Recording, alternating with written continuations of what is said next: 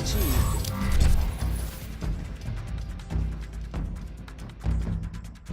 Welcome back to Kamikaze Overdrive MMA Predictions. As always, I am your host, Scott Johnson, and on this episode of the show, we're breaking down the upcoming UFC Fight Night 30 event featuring Lyoto Machida taking on Mark Munoz in the main event, coming to us from Manchester, UK on October 26th. That's an afternoon event because it is coming out of the UK, so make sure you keep that in mind when setting your schedule. Now, before I get into this event, I want to talk about, I'm coming off a fantastic UFC 166. I went 10-3 overall. Looking at my bet packs, produced $1,580 in winnings, and my number one play on the night was Gabriel Gonzaga, an underdog coming through. My prop bets were also solid 6 for 8. I had KJ Nunes as my number one confidence bet coming through in a little bit less than a exciting fight. The one fight I was very disappointed in the outcome was Sarah Kaufman. Had Sarah Kaufman come through, my winnings would have gone from just over, not quite 1,600 to 3,000.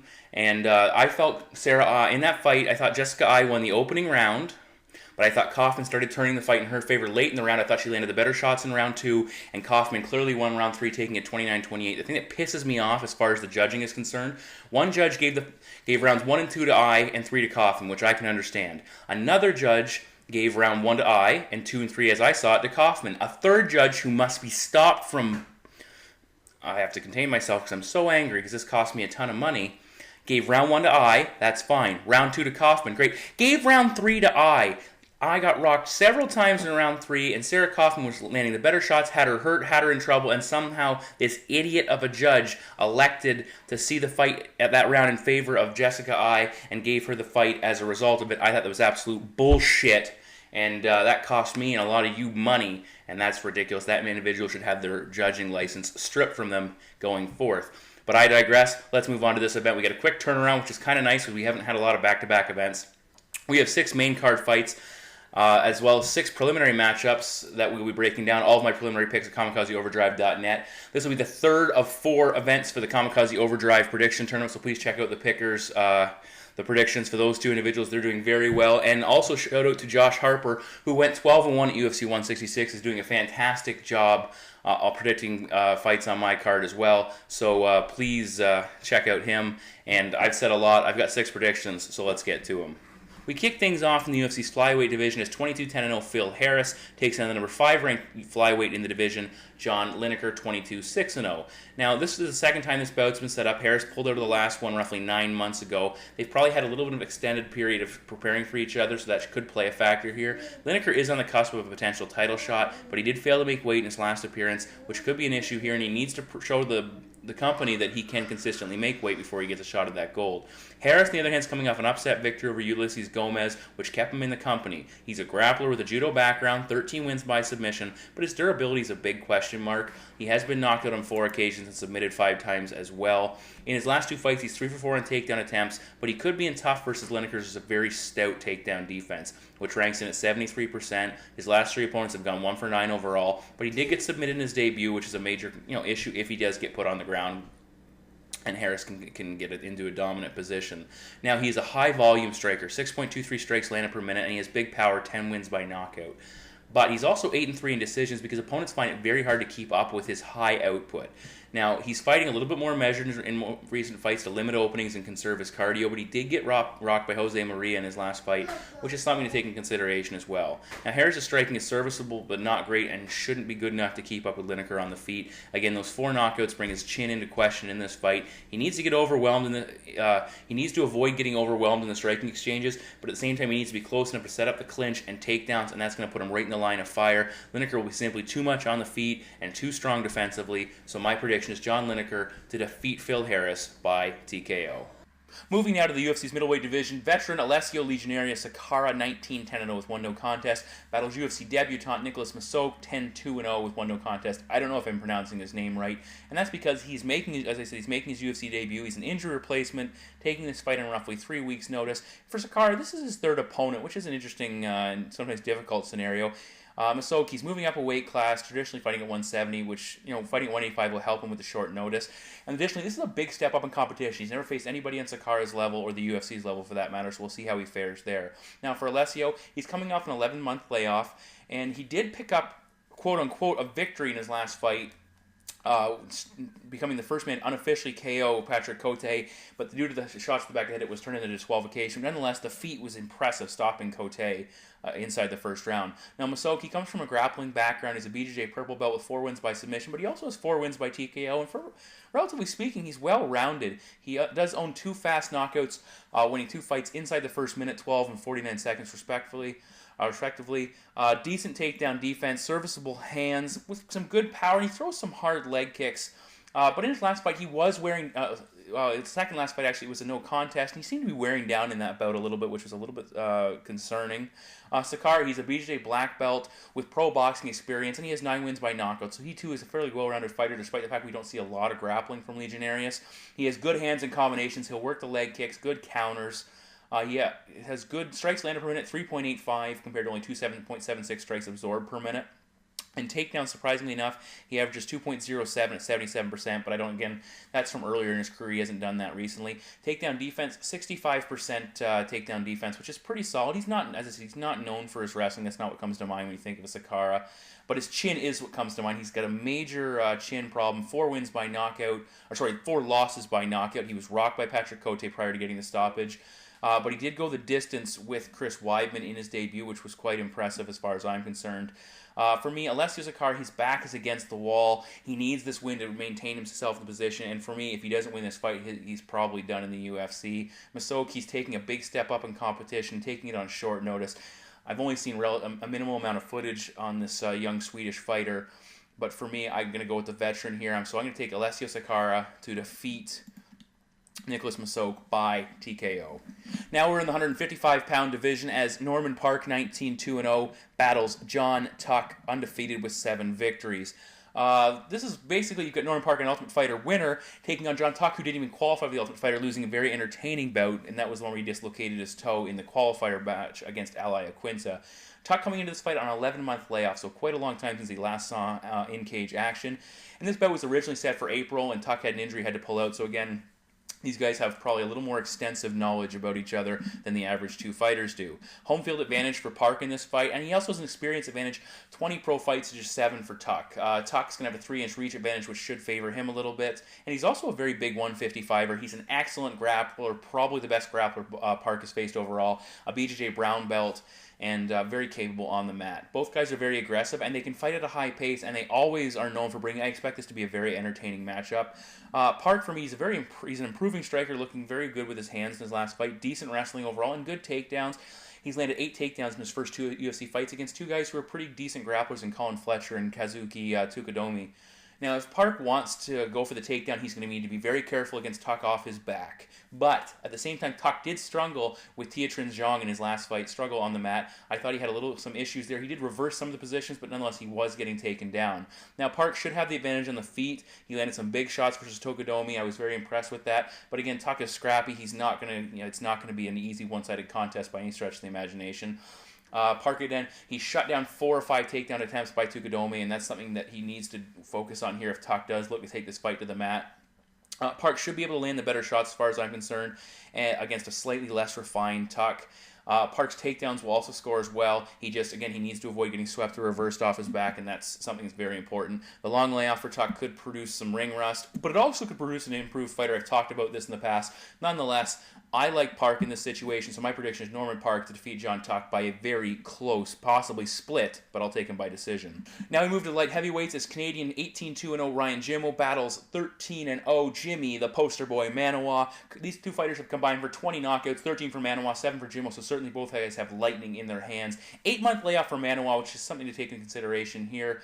He is undefeated overall in his career, and he's 2-0 in the UFC, but he's faced lower-level guys, taking out Kyle Kingsbury, and then defeating Cyril Diabante, who had actually suffered an injury in that fight, but nonetheless it looked like Jimmy Manuwa was on his way to a victory.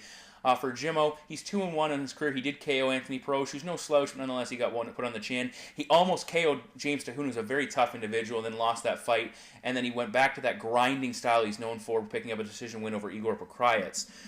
What we have here is a karate style in Jimmo against that kickboxing, dangerous lethal kickboxing of Jimy Manuwa.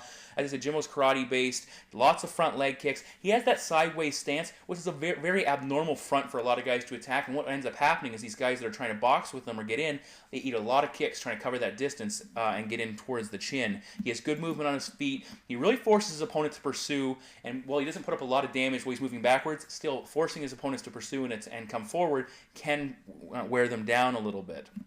Now, we look, he's hurt some guys with some power. We saw him hurt Igor with that quick right hand. He destroyed Anthony Pearce in a minimal amount of time. And he dropped James Tahunu, who's a very tough fighter, so he has knockout capabilities, and he's very dangerous if he lands flush. Manuwa, we know what he's all about. Brutal left hook, unbelievably strong body shots, excellent head kicks, brutal knee assaults when we saw him light up Kyle Kingsbury in the clinch. Again, good knees in the clinch, awesome elbows in the clinch. He's a very dangerous fighter. His power was overwhelming Cyril Diabate's technique, and that was a big factor in that fight. But the grappling defense of Jimy is a huge question, and so is his conditioning, and they kind of tie hand in hand. Kyle Kingsbury was the longest fight of his career. He went 2 full rounds with the doctor stopping it, and he was slowing down in that fight despite winning it, and he was struggling with the wrestling of Kyle Kingsbury. Even when Kingsbury was tired and hurt and exhausted, he could still take Manuwa down with relative ease. And for me in that fight, it seemed like Manuwa, the grappling is wearing him down. He was being forced to fight, even though he says he's got some good grappling, he was being forced to fight in a position he wasn't comfortable with, and that was costing him. For Jimmo, in his last fight, he's very strong with the underhooks. He likes to use that clinch position, and he did it against Igor Prokhrayets to control him on the wall, and he delivers some nice knees from that position, and when he breaks, he lands a pretty decent elbow, but it's not the most fan-friendly style, but it certainly neutralizes his opponent.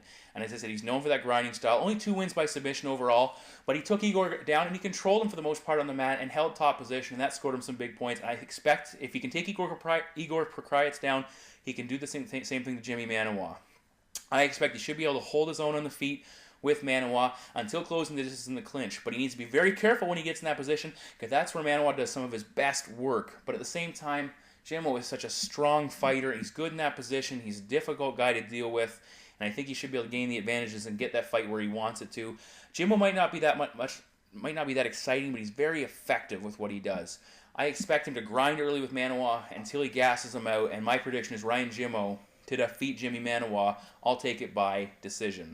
Co-main event of the night time, and it's a very good fight between 2 very good veteran fighters of the fight game in the 155-pound division, as Melvin, the young assassin, Guillard, 48-13-3 with 1 no contest, battles Ross, the real deal, Pearson, 17-6-0. Big fight for both fighters, both guys looking to reclaim some past momentum, and the home field advantage certainly goes to Ross Pearson. He will be buoyed by his fellow countrymen cheering him on. Physically, Guillard, 2.5-inch reach advantage, which could play out a little bit in this fight, especially in the exchanges.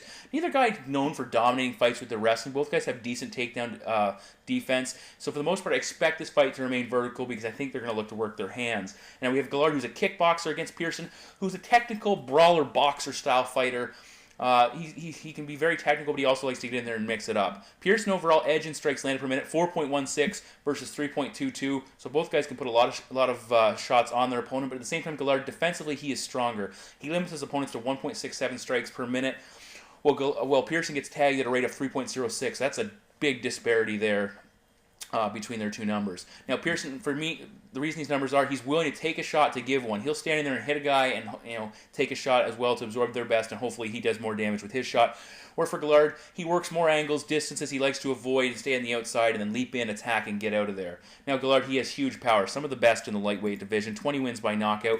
We saw him absolutely devastate Mac Danzig in his last fight. He has excellent fast hands, very sharp and long jab, hard combinations, heavy leg kicks. He hits very hard when he does connect. Good head movement, which is decent. He can cover a lot of distance as well with his strikes when he's moving in it, which surprises opponents.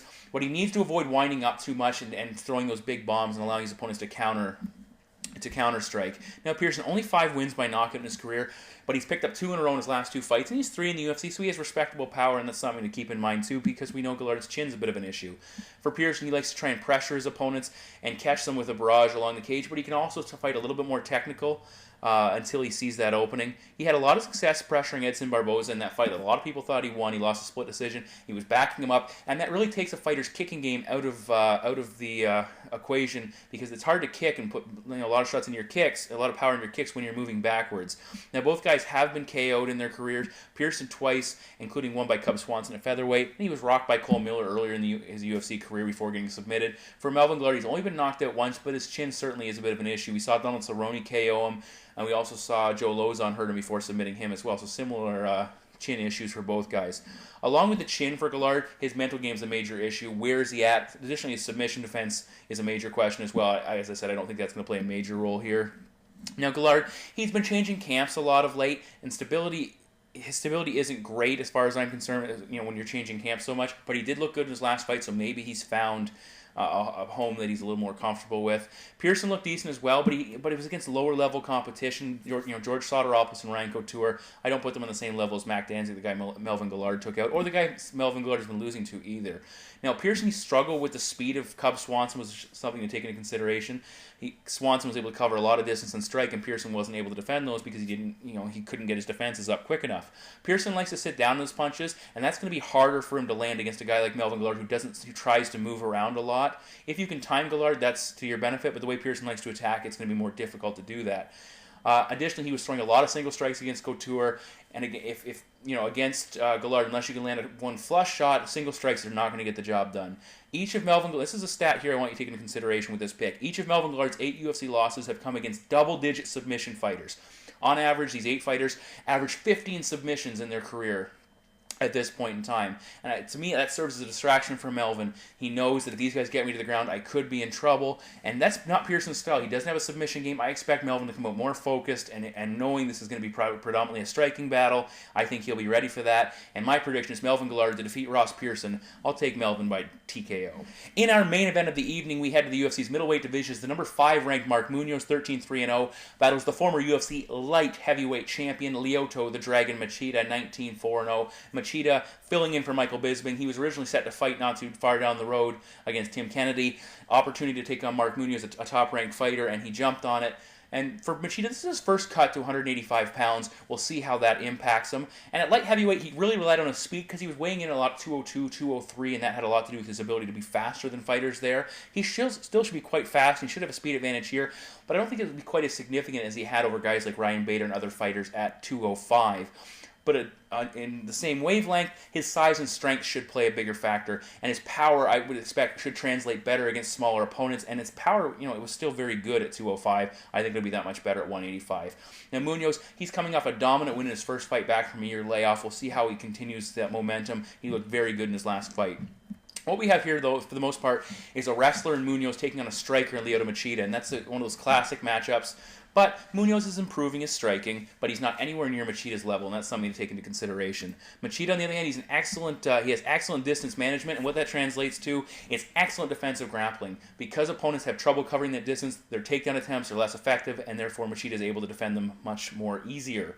Munoz had a lot of trouble earlier in his career with the distance of Yushin Okami when he fought Okami, and he lost that fight. He couldn't get his wrestling going. He went 1 for 15 on takedown attempts, and while he has improved since that fight, that's still something to keep in mind.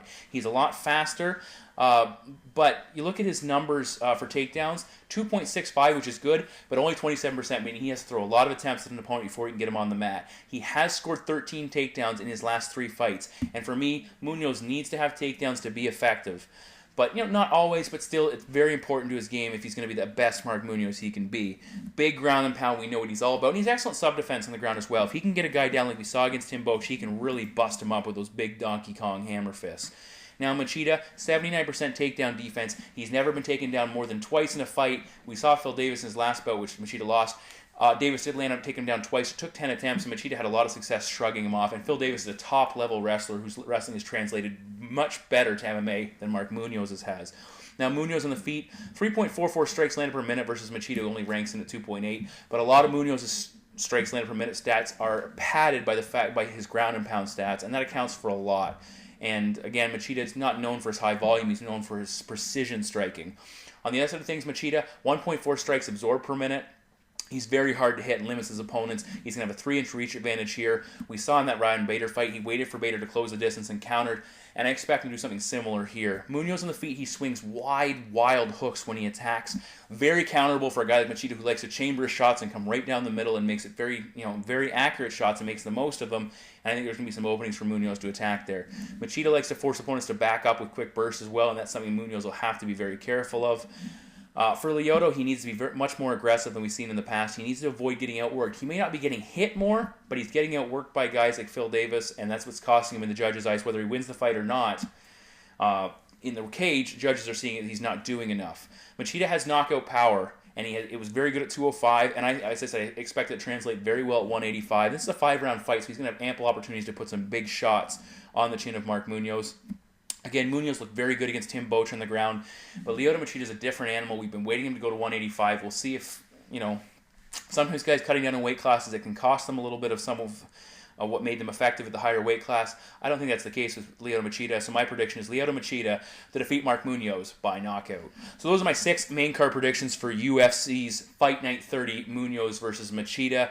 My preliminary breakdowns will be available all on KamikazeOverdrive.net. Also, check out Josh Harper's predictions. My bet packs as well have been on fire, winning over $1,500 the last 2 events each, and both of them are one split decision loss away from doubling those totals. So certainly I've been doing well there. My props were on fire last show, going 6 for 8 overall. Make sure you get your public picks. And also the Kamikaze Overdrive Prediction Tournament, 2 guys going at it, Card and Maestro V, Canada versus the USA Tournament Championships, outlasting 30 other competitors to get here.